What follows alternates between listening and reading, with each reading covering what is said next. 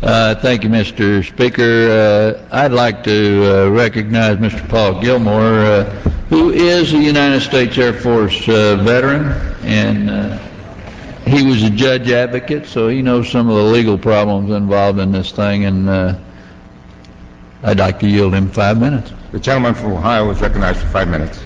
I thank the gentleman from Texas, who is a real American hero, for yielding me the time, and I request permission to revise and extend. Mr. Speaker, the resolution Thank you. Mr. Speaker, the resolution we're considering does not do a single thing to help our troops or to achieve the goals of America, our allies, or the Iraqi people. Congress is spending an entire week on a non-binding resolution that, even if it passes, will not change the course of action in Iraq. Our time could have been spent much better debating real issues, such as how to most effectively win the war that terrorists are waging on us.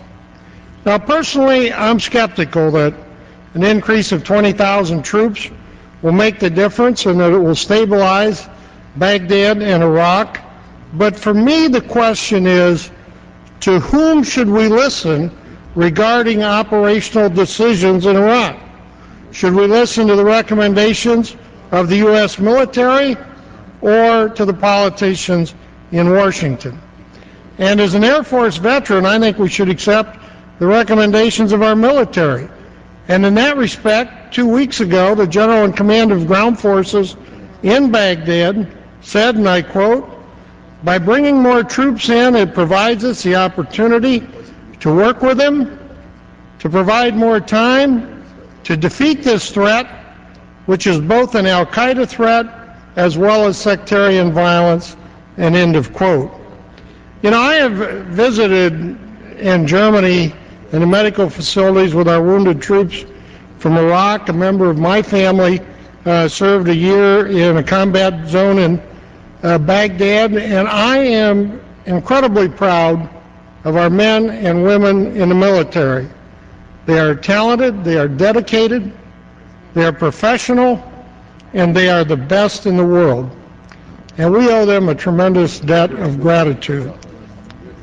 Now, even though it is not binding, there is, I think, a large omission in this resolution. While it does complement the actions of our military men and women, nowhere does it commit to continue providing funding for troops in the field. And at a time when some in this town are talking about cutting off funding for our troops, I think we should commit to providing full funding for our armed forces as long as they are in the field.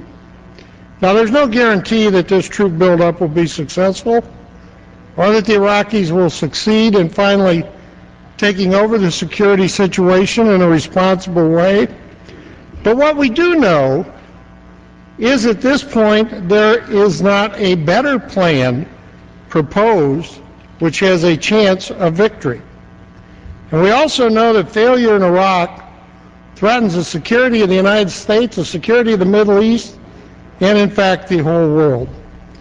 You know, early last year I had the privilege of leading a delegation to Asia where we met with the prime ministers of India, of Thailand, and Singapore. And those are all countries that are now and have been under terrorist attack. All of them agreed with the need to cooperate for security purposes and with the importance of winning the war against terrorism in Iraq because of the consequences not winning would have on the rest of the world. Mr. Speaker, this resolution has two purposes. First, it rejects the only plan which has been suggested by military leaders with a chance of success in Iraq. Second, it begins this Congress down a path which ends with cutting off funding for our troops and abandoning our foreign policy because of failed congressional fortitude. I'm opposed to the resolution and opposed to our micromanaging of the war on terror, and I yield back.